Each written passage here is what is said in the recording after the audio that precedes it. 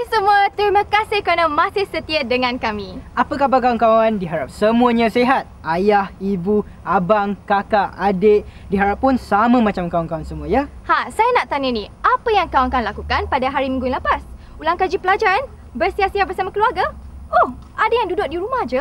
Kenapa dengan awak ni? Tak pernah pun tanya soalan macam ni sebelum ni. Sebab itulah saya nak tanya hari ini. Bukannya apa, saya cuma nak tahu kawan-kawan kita di rumah tu buat apa, dengan siapa, dengan kawan-kawan ke, dengan keluarga ke. Macam saya ni, walaupun saya hanya duduk di rumah, tapi masa tu saya habiskan bersama keluarga. Menonton TV, membersihkan kawasan rumah. Oh, saya tahu. Yang ni mesti pasal topik kita hari ni kan? Keluarga bahagia, impian semua. Saya pun bersama keluarga boleh dikatakan setiap hujung minggu. Yelah, hari-hari yang lain kan sekolah, ayah kerja. Jadi tak ada masa sangatlah nak berbual-bual ke apa ke. Baguslah kalau macam tu. Macam-macam yang kita boleh lakukan bersama untuk mengeratkan lagi hubungan bersama keluarga. Betul tu. Sebelum kita bersembang lebih lama, apa kata kita beri laluan kepada segmen kita yang pertama, Hidup Sihat. Jom.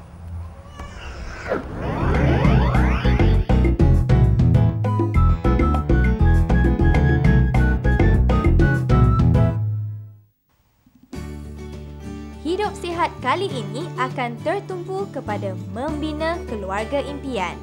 Setiap individu mahukan keluarganya menjadi sebuah keluarga yang bahagia, harmoni dan sentiasa berkasih sayang antara satu sama lain. Anggota keluarga merupakan orang yang paling penting dalam hidup kita. Sebuah keluarga biasanya terdiri daripada bapa, ibu dan anak-anak.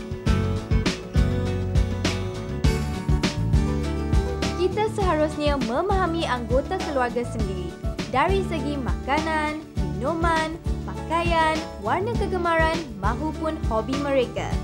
Melalui pemahaman kita, kita boleh meluangkan masa bersama dan mungkin juga berkongsi hobi atau makanan warna yang sama. Selain itu, kita juga patut mengetahui perlakuan yang disenangi dan sebaliknya oleh anggota keluarga.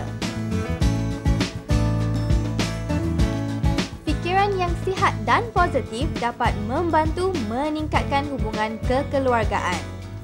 Hubungan kekeluargaan akan lebih kukuh dan mesra apabila anggota keluarga saling memahami satu sama lain. Persefahaman yang terjalin ini juga dapat mengelakkan kita daripada menyakiti hati dan menyinggung perasaan anggota keluarga. Mungkin perkara ini akan membantu para pelajar bagaimana nak mulakannya. Mintalah izin atau kebenaran terlebih dahulu sebelum meminjam barang kepunyaan kakak, abang ataupun adik seperti baju atau alat tulis. Mintalah petunjuk kepada orang yang lebih tua jika kita menghadapi kesukaran menyiapkan kerja rumah. Mengajak ahli keluarga beriadah bersama jika mereka mempunyai masa terluang. Makanlah bersama-sama kerana ia akan menambah kemesraan di antara keluarga. Bantulah sesiapa saja, ayah, ibu, kakak, abang atau adik jika terlihat mereka melakukan sesuatu pekerjaan. Tak perlu nanti diminta.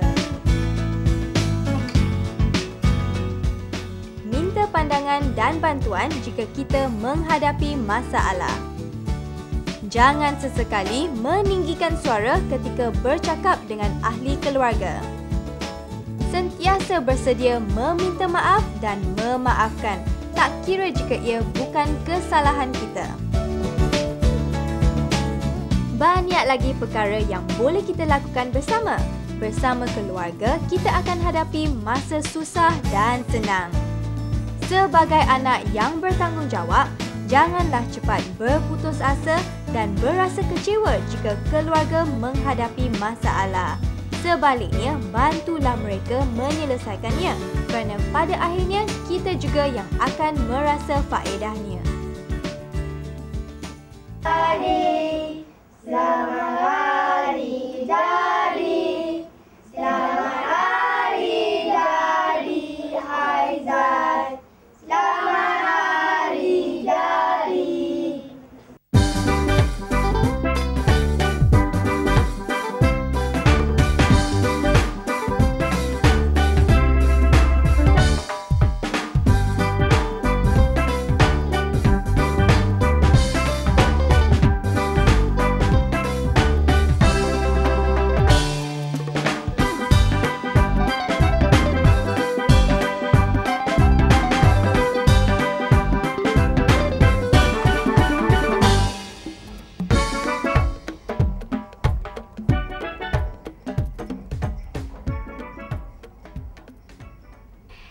itulah dia tips-tips yang boleh dijadikan sebagai panduan. Betul tu.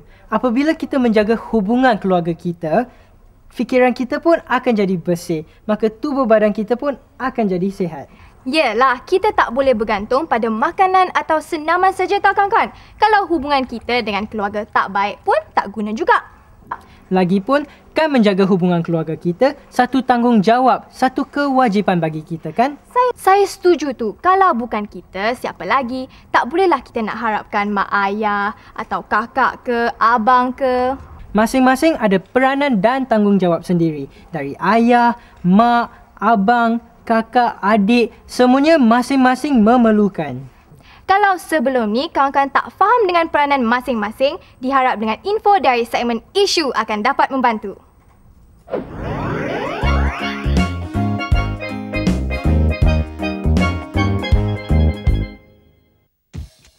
Menjaga hubungan keluarga merupakan perkara yang sangat penting bagi mendapatkan sebuah keluarga yang bahagia. Siapa keluarga? Keluarga terdiri daripada ayah, ibu, kakak, abang dan adik. Tanggungjawab seorang ayah ialah menyediakan tempat tinggal yang selesa buat kita sekeluarga, mencari rezeki yang halal dan menyediakan pakaian. Ibu pula menjalankan tanggungjawabnya sebagai suri rumah. Segala persiapan keluarga, ibulah yang akan uruskan, dari memasak, membasuh pakaian, mengemas rumah, mendidik dan banyak lagi. Sejak kecil lagi, mereka menjaga kita, menyuapkan nasi, mandikan kita, tidurkan kita. Ibu bapalah yang bersusah payah membesarkan kita hingga kita bersekolah dan berjaya. Begitu juga dengan murid-murid. Sebagai anak, kita juga mempunyai tanggungjawab terhadap keluarga, terhadap ibu bapa, kakak, abang dan juga adik. Membantu ibu mengemas rumah, memasak, membasuh pinggan mangkuk, membantu ayah mencuci kereta, memotong rumput di halaman rumah, membersihkan longkang, menjaga adik ketika ibu sedang memasak atau ketika ibu pergi ke pasar, menolong kakak atau abang apabila mereka dalam kesusahan, seperti mengangkat barangan yang berat dan banyak lagi. Selain itu, sebagai anak yang bertanggungjawab juga, kita haruslah mengemaskan bilik tidur dan katil setiap hari.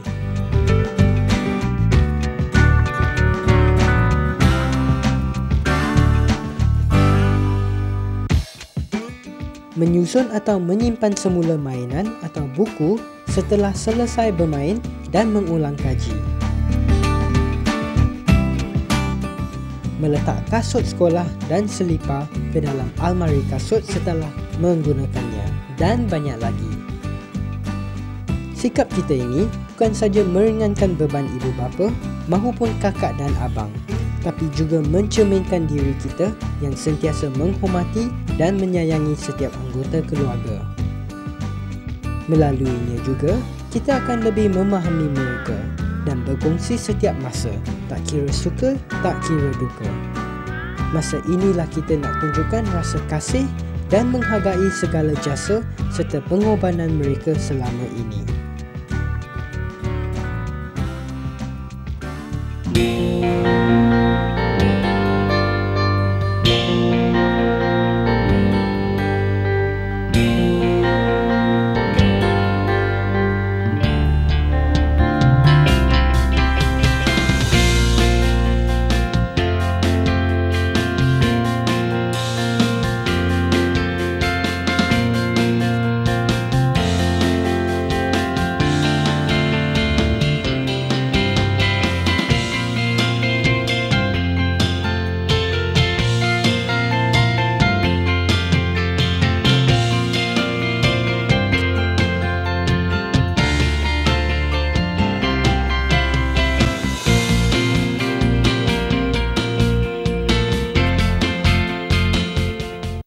Kan bagus, masa susah bersama, masa senang pun bersama. Ni tak, masa senang je nak bersama. Nak berbaik-baik dengan keluarga. Macam contoh ni lah kan, masa ayah ke, abang ke, kakak ke baru dapat gaji, mereka akan belikan pakaian baru untuk kita. Kalau kita tak ada duit, minta je, terus dapat. Cuba kalau masa tak ada duit tu. Oh, masa tak ada duit, masa susah lah ya. Contoh je lah. Oh, macam tu. Sepatutnya kita bersyukur kerana kita ada keluarga yang bekerja untuk mencari rezeki buat kita. Kita lebih bernasib baik dari rakan kita ni. Baginya walaupun terpaksa bekerja dari usia yang muda, beliau masih tak kisah asalkan dapat melihat ibunya ketawa.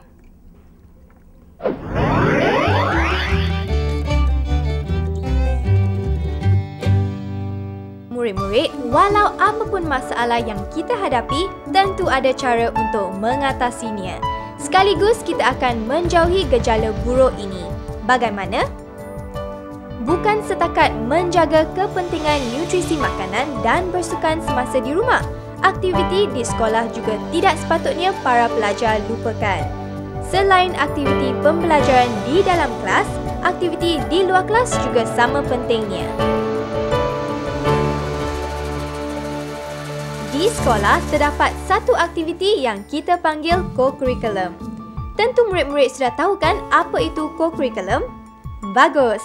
Ia adalah unit beruniform seperti Persatuan Pengakap, Kadet Remaja Sekolah, Pandu Puteri, Persatuan Bulan Sabit Merah atau PBSM, Puteri Islam dan banyak lagi. Yang mana satu pilihan para pelajar? Tak kira apapun pilihan kamu, kamu telah mengambil langkah bijak. Melibatkan diri dalam aktiviti seperti ini sebenarnya amat berkesan untuk membentuk jati diri kamu. Setiap minggu, tentu ada saja acara yang diadakan oleh setiap persatuan. Acara yang paling ditunggu-tunggu tentulah perkemahan tahunan. Pada masa ini, semua unit beruniform akan turut menyertainya. Dengan adanya aktiviti ini, para pelajar dididik agar tahu memanfaatkan masa dengan sebaiknya dan tidak pula membuang masa dengan gejala yang tidak sihat. Murid-murid juga turut didedahkan dengan keburukan budaya negatif seperti pengambilan dadah secara berlebihan dan seumpamanya melalui acara yang diadakan setiap minggu. Pergaulan di antara rakan sepasukan dapat mewujudkan toleransi sesama sendiri dan memberi idea baru untuk diketengahkan. Secara tidak langsung, persaingan yang sihat akan berlaku di mana para pelajar akan sentiasa mencuba untuk menyuarakan pendapat atau menunjukkan kebolehan seperti rakan-rakan yang lain. Selain itu, melalui program ini juga dapat melahirkan pelajar yang suka berkhidmat untuk masyarakat, saling membantu antara satu sama lain dan bertanggungjawab. Dengan terbentuknya sikap-sikap ini, para pelajar akan lebih bijak untuk menilai yang mana baik dan yang tidak. Jadi murid-murid, tidak rugi jika kita turut serta dalam aktiviti luar kelas ini. Terlalu banyak faedahnya yang dapat kita nikmati. Siapa tahu kalau kejayaan kamu bermula dalam bidang ini. Mulianya hati seorang anak yang bertanggungjawab pada orang tuanya. Walaupun miskin, mereka tetap dipandang tinggi kerana kasih sayang yang luar biasa. Begitulah. Setakat ini saja program kita. Semoga paparan hari ini dapat mengajar kawan-kawan tentang sesuatu yang berharga. Seperti biasa, kita bertemu lagi minggu hadapan dengan topik-topik yang lebih menarik lagi. Dan temui saya Yume. Dan saya Ruben. Salam hormat. Bye.